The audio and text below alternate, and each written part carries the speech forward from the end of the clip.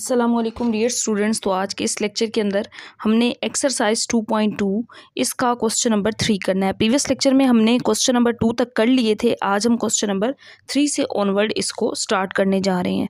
तो मैं क्वेश्चन 3 की स्टेटमेंट को पहले लिखती हूँ।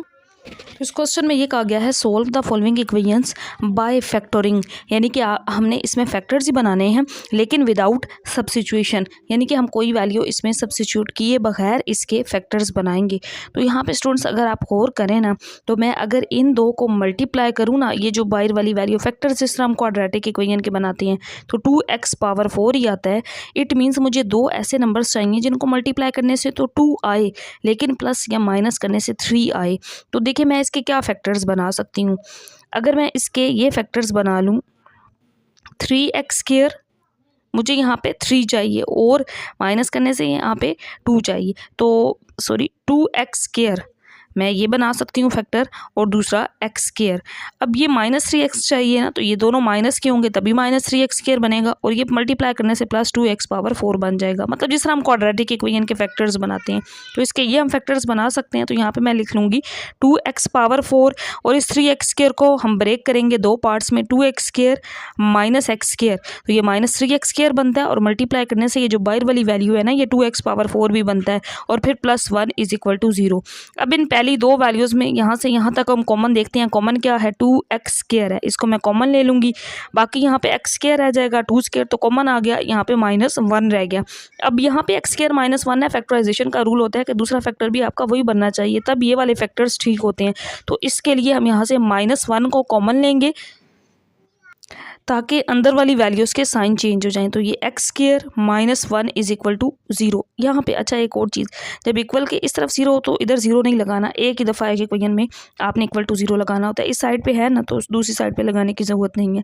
अब यहाँ पे 2x² -1 ये फैक्टर आ गया ना, क्योंकि x² -1 दोनों में सेम है, ये अगेन एक फैक्टर बन जाएगा, या इसको आप कॉमन ले लें, अंदर 2x² -1 रह जाएगा। अब यहाँ पे ये दो इक्वेशंस बन गई। क्योंकि हमें x की वैल्यू फाइंड करनी है तो इस पहले वाली को भी हम 0 के इक्वल लिख लेते हैं, और इस सेकंड को भी x² -1 = 0। यहाँ से हम x की वैल्यू पहले फाइंड कर लेते हैं। मैं इससे पहले फाइंड कर रही हूँ, ये x² ये -1 है, इस साइड पे आके क्या हो जाएगा +1, लेकिन हमें वैल्यू चाहिए x की, तो यहाँ पे हम स्क्वायर रूट ले लेते हैं, ये कैंसिल आउट हो जाएगा। सो x = +-1। तो जब हम स्क्वायर रूट लेते हैं ना, तो हम प्लस माइनस के साथ वैल्यूज़ को लेते हैं। ये आंसर आ गया। अब इस साइड पे ये -1 है, दूसरी साइड पे ले जाएं +1, x² = 1/2। अब यहाँ पे स्क्वायर है ना, क्योंकि हमें x की वैल्यू चाहिए, तो 2 इधर मल्टीप्लाई था, इस वजह से इधर डिवाइड हो गया, तो स्क्वायर रूट ले लेंगे, ये से कैंसिल आउट। 1 का स्क्वायर रूट 1 होता है, और 2 पे इसी तरह आ जाएगा। तो यहाँ पे इसके साथ भी हम प्लस माइनस लिख देंगे। तो स्टूडेंट्स देखें, x पावर 4 थी ना, तो x की 4 वैल्यूज़ आनी थी, तो सोल्यूशन सेट हमारा क्या आ जाएगा +-1 और +-1/√2। तो ये हमारा इसका आंसर होगा, जिसको हमने विदाउट सब्स्टिट्यूशन, विदाउट यानी कि कोई वैल्यू पुट किए बगैर फैक्टर्स बना के सोल्व कर लिया है। नेक्स्ट हमारे पास इसका पार्ट नंबर 2 है स्टूडेंट्स। इसमें भी अगर मैं इन दोनों को मल्टीप्लाई करूँ ना, तो देखें ये +-8x पावर 6 चाहिए, यानी कि मुझे ऐसे दो फैक्टर्स चाहिए जिनको मल्टीप्लाई करने से तो 8x पावर 6 आए और प्लस या माइनस करने से 7 आए। तो -8x3, और इसमें मैं अगर +1 कर दूं x3, यानी कि 8 में से 1 निकाल दूं तो -7x³ बनेगा, और मल्टीप्लाई करने से ये -8x पावर 6 हो जाएगी ना, क्योंकि ये मल्टीप्लाई होंगे, तो 3 3 = 6 भी बन जाएगा। यहाँ इसके फैक्टर्स बड़े इजीली बन गए हैं स्टूडेंट्स, 8 और 1, तो 8x³ + 1x³, तो -7 आएगा ना, बड़ी वैल्यू के साथ मैंने -8 लगाया ताकि -7 आए, और -1 = 0। अब इन पहली दोनों वैल्यूज़ में से एक तो 8 कॉमन है, दूसरा x³ कॉमन है, क्योंकि x³ इसमें भी है ना, तो यहाँ x³ रह जाएगा और साथ -1। यहाँ x³ -1 है, तो यहाँ पे तो वही x³ -1 है, इस वजह से हमें +1 कॉमन लेना पड़ेगा, और यहाँ पे आ जाएगा x³ -1 = 0। अब x³ -1 दोनों में है, इसको कॉमन ले लें, तो अंदर क्या रह जाएगा 8x³ + 1 = 0। अब हमारा आगे मेन काम है इन इक्वेशंस को सॉल्व करना। तो स्टूडेंट्स यहाँ पे एक चीज़ याद रखिएगा, ये फैक्टर और ये फैक्टर आपका सेम बनना चाहिए, तब आपका क्वेश्चन ठीक होता है, अदरवाइज उसमें मिस्टेक होती है। तो मैं पहले इसको सॉल्व कर रही हूँ, बाद में हम इसको सॉल्व करते हैं, क्योंकि यहाँ से ये दो इक्वेशंस बन जानी है ना, x³ -1 = 0 और 8, सब ये दो इक्वेशंस बन गई हैं, दोनों से हमने x की वैल्यू फाइंड करनी है। तो x cube is equal to ये -1 है, इस साइड पे ले जाएं +1। अब ये क्यूब ख़त्म करने के लिए ना हम दोनों साइड्स पे क्यूब ले लेंगे, जैसे हम स्क्वायर लेते हैं ना, इसी तरह taking cube on both sides. तो यहाँ पे मैंने क्यूब, जैसे हम स्क्वायर रूट लेते हैं ना, इस तरह हम क्यूब रूट लेते हैं। क्यूब रूट में हम 1/3 लेते हैं। देखिए ना, इस नंबर का अगर मैं आपको कहूँ कि स्क्वायर रूट ले लें, आप इस तरह से स्क्वायर रूट लेंगे, यानी कि इस तरह से हम स्क्वायर रूट लेते हैं। क्यूब रूट में क्या होता है कि क्यूब रूट को हम इस तरह से लिखते हैं। मैं अगर कहूँ कि 2 का क्यूब रूट लें तो आप इस तरह लिखेंगे, यानी कि आप इस तरह भी लिख सकते हैं, ये इसका मतलब यही है। तो क्यूब रूट मैंने दोनों साइड्स पे ले लिया, ये इससे कैंसल आउट, 1 की पावर जो भी हो आंसर 1 ही आ जाता है। ये साइड तो हमारी सिंपली सोल्व हो गई। अब इस साइड पे हम सोल्व करते हैं, 8x क्यूब, ये +1 है, इस साइड पे लें -1, so x cube is equal to -1/8।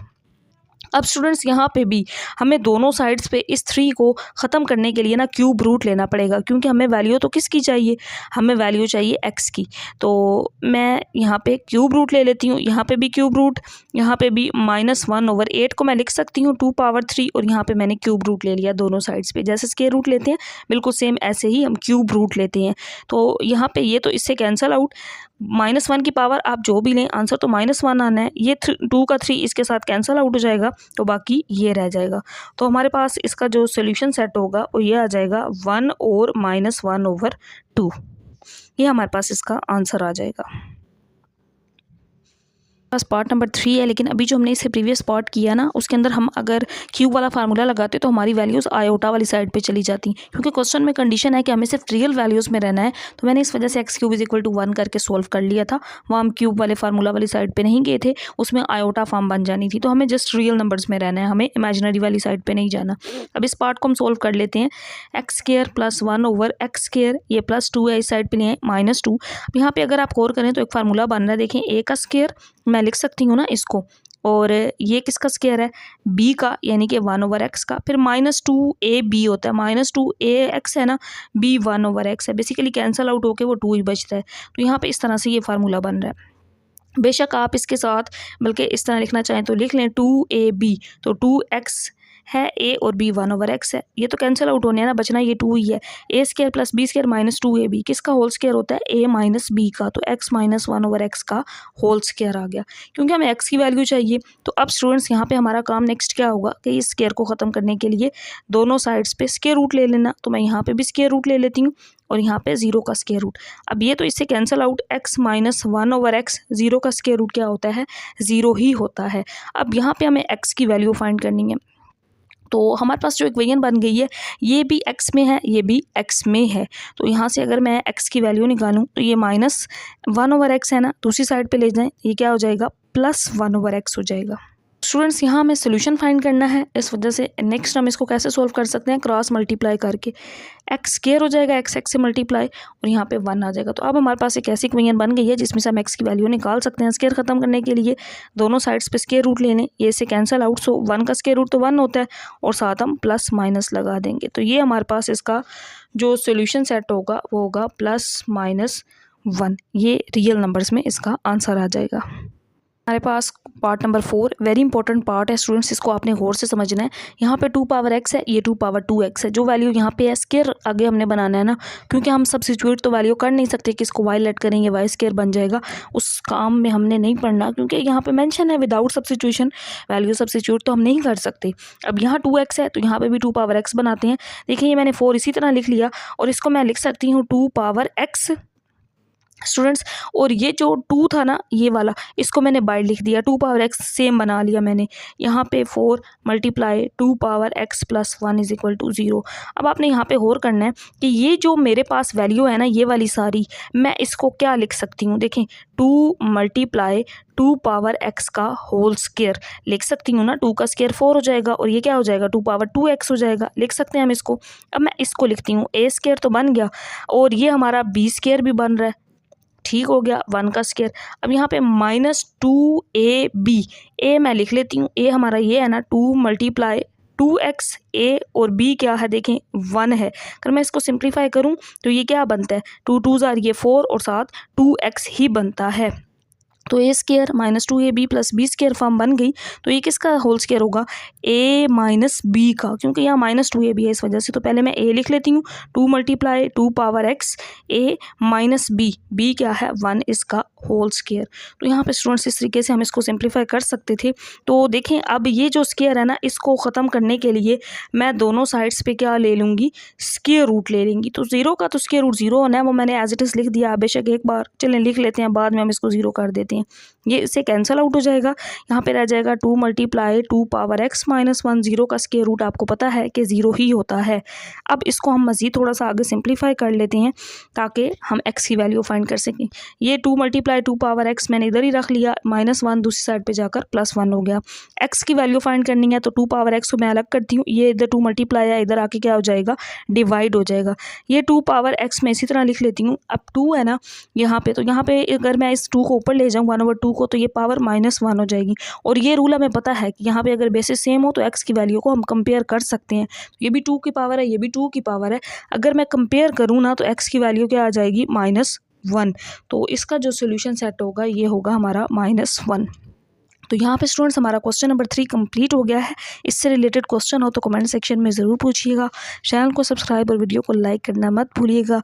मिलते हैं जल्दी, बाकी जो क्वेश्चंस रह गए हैं उनको करेंगे नेक्स्ट लेक्चर के साथ। तब तक के लिए अल्लाह हाफिज़।